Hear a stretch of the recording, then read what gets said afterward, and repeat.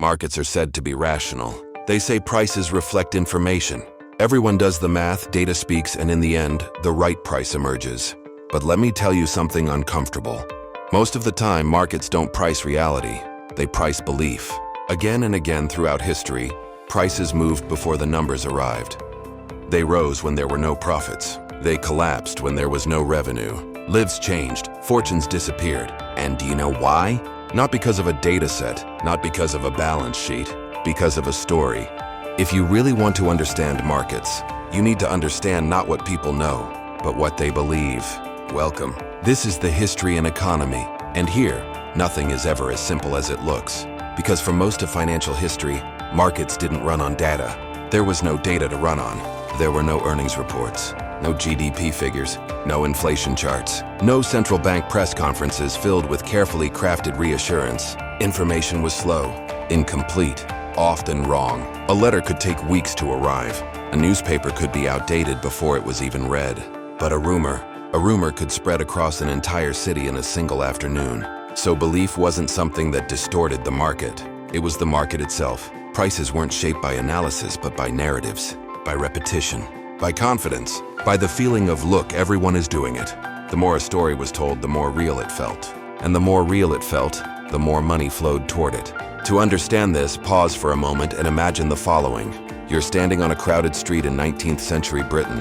A newspaper vendor is shouting headlines. A pamphlet promises the opportunity of a lifetime. A neighbor leans in and whispers, "I'm already in, you're running out of time." There's no balance sheet to open, no chart to analyze, just this feeling. Something big is happening, and standing still feels like the biggest risk of all. By the time the numbers arrive, it's already too late. That's why in times of uncertainty, stories are more powerful than facts. Facts require patience. Stories offer clarity, and when the future is uncertain, clarity is incredibly valuable. One of the clearest examples of this is railway mania. In the 1840s, everyone in Britain believed the same thing. Railways would change everything. Distances would shrink, trade would accelerate, the country would grow richer. And this wasn't wrong. Railways truly were revolutionary. They worked.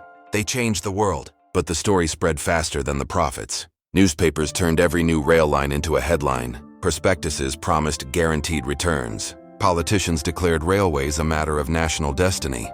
Even people who had never invested before poured their savings in, convinced the future was obvious. How could something this big not make money? They thought. The answer was simple. Something being inevitable doesn't mean you're buying it at the right price. Too much money chased too few sensible projects. Expectations ran far ahead of real revenues. So what happened? Revenues couldn't catch up with the story. Prices collapsed. Fortunes vanished. Lives changed. The railways were still there, but the belief was gone. The lesson wasn't, this story was wrong. The lesson was this. Being right about the future doesn't save you if you pay too much for it. Markets don't punish false stories. They punish stories entered at the wrong time. The same thing happened in Florida in the 1920s. Florida was sold as a dream. Endless sunshine, unlimited growth. New buyers arriving tomorrow without fail. Land prices didn't rise because the land suddenly became more valuable. They rose because everyone believed there would always be someone buying after them. People bought land they had never seen, sometimes underwater, sometimes without even a road leading to it. This wasn't analysis, it was momentum. Everything worked until the story broke. Transportation slowed, hurricanes hit, new buyers dried up, and prices didn't drift down. They crashed. Florida was still there. The sun was still shining.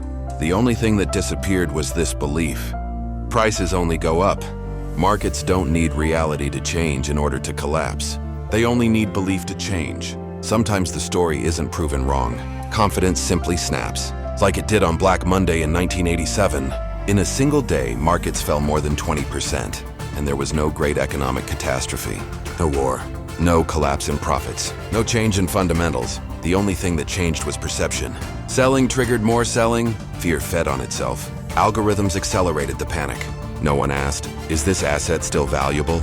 Everyone asked one thing. Are others about to sell? Once that question dominates, price no longer matters. The market didn't crash because the economy broke. The economy survived because the crash stopped. And this mechanism is still with us today. The only difference is this. Everything is faster now. Crypto didn't invent speculation.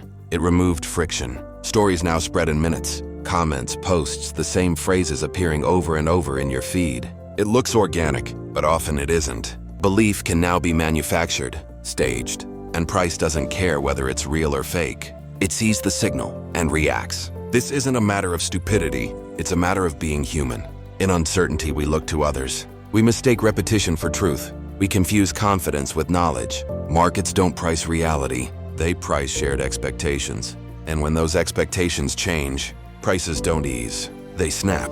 That's why financial literacy isn't just about knowing numbers. It's about recognizing stories early. The most dangerous stories aren't the false ones. They're the reasonable ones. Railways changed the world. Florida grew. Gold existed. Blockchain really matters. Those weren't the problem. The problem was this. When you entered, at what price and whose belief you were profiting from. Stories don't have to be lies to be costly. They just have to be mispriced. And this is the lesson that actually protects you. You can't escape stories, but you can separate them from structure. Stories show you excitement. Structure shows you where the money actually flows. When the two align, momentum continues.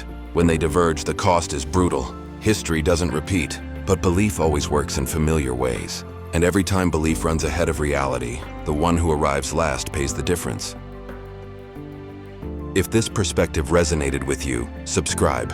History has the answers. I'll show you where to look.